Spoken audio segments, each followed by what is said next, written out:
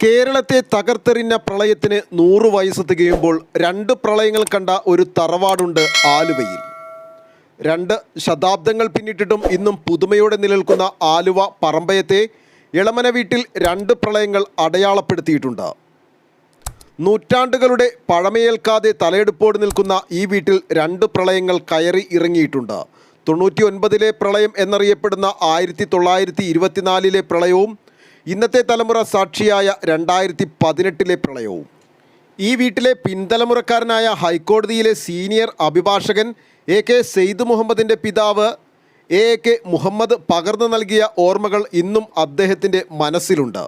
ഇതാണ് ഈ 1924, അതായത് 99-ലെ വെള്ളപ്പൊക്കം എന്ന് നമ്മളൊക്കെ എല്ലാവരും പറയുന്ന ഈ വെള്ളപ്പൊക്കത്തിൻ്റെ അന്നത്തെ ലെവൽ ഇതാണ്. ഈ ലെവലിൽ ഇവിടം വരെയും വന്നിട്ട് എൻ്റെ ഉമ്മയും ഉപ്പയൊക്കെ അന്ന് ഇവിടെ ഇങ്ങനെ വന്നിട്ട് വള്ളം ഇവിടെ ഇട്ടിരിക്കുകയായിരുന്നു പറഞ്ഞല്ലോ. ഇവിടെ നിന്ന് ഇനി വെള്ളം പൊങ്ങി വന്നാൽ പോകാൻ കണക്കാക്കിയാണ് ഇവിടെ നിന്നത്. പക്ഷേ ഇവിടെ വന്നിട്ട് പിന്നെ വെള്ളം വീണ്ടും അകത്തേക്ക് കയറിയില്ല, ഇവിടെ വന്ന് അവസാനിക്കുകയുണ്ടായി. ഇവിടെയും മാർക്കിംഗ് ചെയ്തിരുന്ന അന്നേ കാർന്നോന്മാർ ചെയ്തിട്ടുണ്ടായിരുന്നു. ഞാനിത് പണിതപ്പോൾ ഞാൻ ആ സ്ഥലത്ത് തന്നെ ഈ സ്റ്റിക്കർ ഒട്ടിച്ച് വെച്ചെന്ന് മാത്രമേ ഉള്ളൂ. അതുപോലെ തന്നെ 2018-ലെത്തിയപ്പോഴത്തേനും ഈ ലെവല് ഇവിടെ വന്നു. ഇവിടെ വരെയാണ് വന്നത് വെള്ളം. ഈ കാർ പോർച്ചിൽ ഇങ്ങനെ പരന്ന് വന്നു. കാർ പോർച്ച് വരെ 1 അടി 8 ഇഞ്ച് കുറവായിരുന്നു ഈ 24-ലെ വെള്ളത്തേക്കാൾ ഈ 2018-ൽ വന്ന വെള്ളം. അനേകമായ സംഗതി തന്നെയായിരുന്നു. 18-ലേതാണ് നമ്മൾ നേരിട്ട് അനുഭവിക്കുന്നത്. ഇത് അവർ പറഞ്ഞു കേട്ടുള്ള അറിവാണ്. പക്ഷെ പറഞ്ഞു കേട്ടുള്ള അറിവാണെങ്കിലും കറക്റ്റായിട്ടുള്ള ഇൻഫർമേഷൻ അവരിങ്ങനെ പറഞ്ഞു തന്നിട്ടുണ്ട്. വെള്ളം കാലികളൊക്കെ ഇങ്ങനെ ഒഴുകി പോണതും പെട്ടികളും മരങ്ങളും ഒക്കെ ഈ പുറത്തുള്ള തോടെ ഒഴുകി പോണതും ഒക്കെ അന്ന് പറഞ്ഞു തന്നിട്ടുണ്ട്.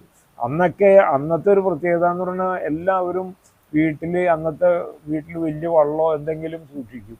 അതിവിടെ ഉണ്ടായിരുന്നുകൊണ്ട് അത് ഇവിടെ ഇട്ടിട്ട് അവരിവിടെ ഇരിക്കുകയായിരുന്നു. വള്ളക്കാരനുമായിട്ട് ഇവിടെ ഇരിക്കുകയായിരുന്നു. ഇനി വെള്ളം പൊങ്ങിയാൽ പോകാൻ കണക്കാണ്. പക്ഷെ ഭാഗ്യത്തിന് പിന്നെ അവിടുന്ന് വന്നില്ല. ഇവിടെ വന്നിട്ട് പിന്നെ വെള്ളം ഇറങ്ങി പോവുകയും ചെയ്തു. അതാണ് നിർത്താതെ പെയ്ത പേമാരിയുടെ ദിനങ്ങളെക്കുറിച്ചും പെരിയാർ കരകവിഞ്ഞൊഴുകുന്ന വിവരമറിഞ്ഞ് വള്ളവുമായി കാത്തിരുന്നതുമെല്ലാം പിതാവ് പങ്കുവച്ചിട്ടുണ്ട്. വാപ്പയും ഉമ്മയും പറഞ്ഞുള്ള ഡയറക്റ്റ് അറിവാണ് എനിക്കുള്ളത്. വാപ്പയും ഉമ്മയും പറഞ്ഞിട്ടില്ല. അവർ ഈ 1924, അതായത് 99-ലെ വെള്ളത്തിന് ഇങ്ങനെ വെള്ളം ഇങ്ങനെ പൊങ്ങി വരുമ്പോൾ അവിടെ ആ ലാസ്റ്റ് സ്റ്റെപ്പിൻ്റെ അവിടം വരെയും വെള്ളം എത്തി. അപ്പോൾ അതേവരെ അവരിവിടെ ഇരിക്കുകയാണ്. അപ്പോൾ വലിയ കെട്ടുവള്ളം ഒരെണ്ണം കൊണ്ടുവന്ന് അതിൻ്റെ തുഴക്കാരനും ഇവിടെ സ്റ്റേ ചെയ്യിച്ചിട്ടുണ്ട്. ഇനി വെള്ളം പൊങ്ങിയാൽ അതിൽ കയറി പുറത്തേക്ക് പോകാൻ വേണ്ടിയിട്ട്. പക്ഷേ അവിടെ വന്നിട്ട് വെള്ളം അവിടെ നിന്ന് ആ വാട്ടർ ലെവല് അവിടെ അന്ന് ഇങ്ങനെ സിമെൻറ്റിൽ മാർക്ക് ചെയ്തിട്ടിരുന്നു. ആ വാട്ടർ ലെവലാണ് ഇപ്പോൾ നമ്മൾ അവിടെ കണ്ടത്. ഞാനവിടെ അത് ടൈലിട്ടപ്പോൾ ആ വാട്ടർ ലെവല് പൊട്ടിച്ച് കളഞ്ഞിട്ട് ഇടേണ്ട വന്നതുകൊണ്ടാണ് അത് ഇതാക്കിയത്. 2018-ലെ വെള്ളപ്പൊക്കത്തിൻ്റെ അതിൻ്റെ 1 അടി 8 ഇഞ്ച് താഴെ വരെയാണ് വന്നത്.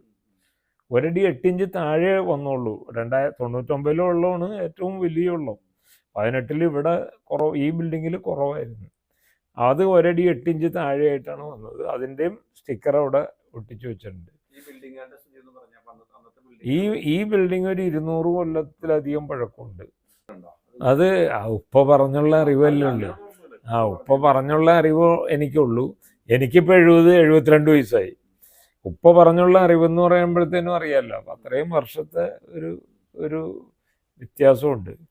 പക്ഷെ എന്നാലും അത് ഉപ്പയും ഉമ്മയും ഇങ്ങനെ ഡിസ്ക്രൈബ് ചെയ്ത് തന്നിട്ടുള്ളത് വെച്ച് നമ്മൾ നേരിട്ട് കണ്ട ഒരു പ്രതീതി എൻ്റെ മനസ്സിൽ ഉണ്ട്.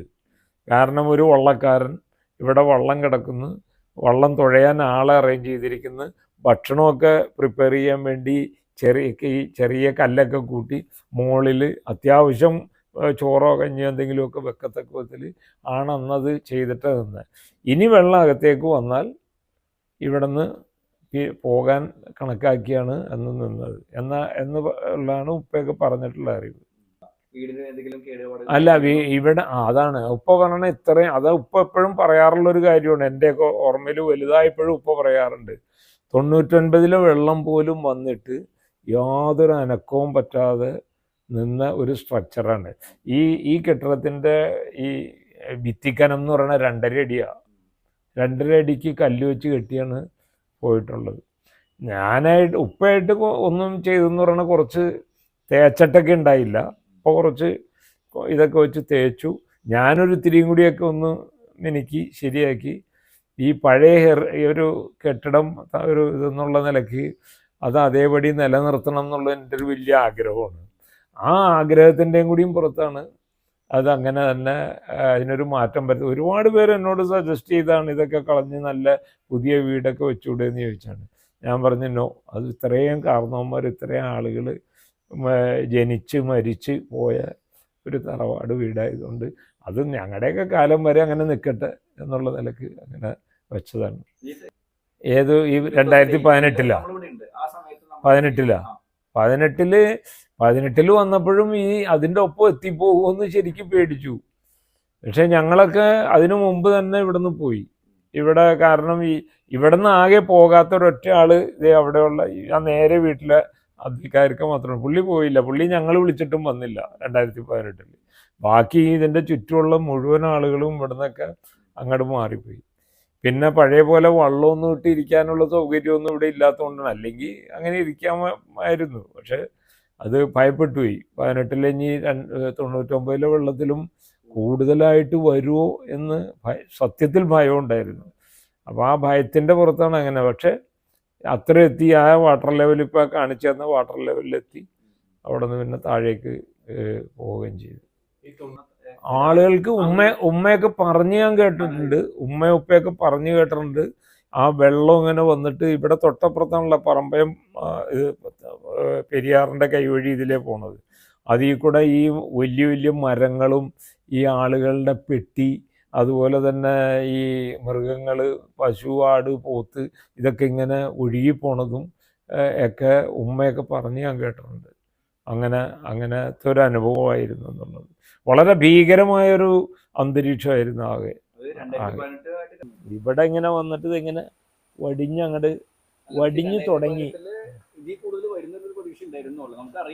അറിയില്ല ഒരാഴ്ച. ഇല്ലല്ലോ, ഒന്നും സംഭവിച്ചില്ല.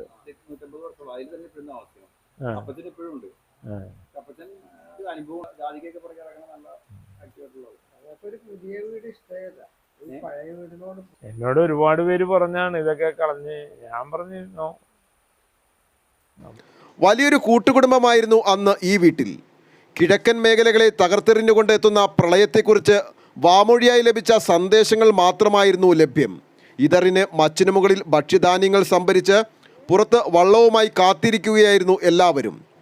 പ്രളയശേഷം ഈ കെട്ടിടത്തിൽ സിമൻറ്റിൽ രേഖപ്പെടുത്തിയ പ്രളയ അടയാളം പിന്നീട് വീട് നവീകരിച്ചപ്പോൾ ടൈലിലേക്ക് മാറ്റി എന്ന് മാത്രം. ഇനി ഒരിക്കലും ഉണ്ടാകില്ലെന്ന് കരുതിയ പ്രളയത്തിന് വീണ്ടും സാക്ഷിയാകേണ്ടി വന്നപ്പോൾ അതും ഈ വീട്ടിൽ രേഖപ്പെടുത്തി. എന്നാൽ 99 പ്രളയത്തിനേക്കാൾ ഒരടിയാൽ താഴെ മാത്രമാണ് 2018 വെള്ളമെത്തിയത്. 2 പ്രളയങ്ങൾ കണ്ടിട്ടും ഇളകാത്ത ഈ വീട് പൊളിക്കാതെ സംരക്ഷിക്കാൻ തന്നെയാണ് കുടുംബത്തിൻ്റെ തീരുമാനം. ന്യൂസ് ബോക്സ് ലൈവിന് വേണ്ടി സനൂപ് കളമശ്ശേരി.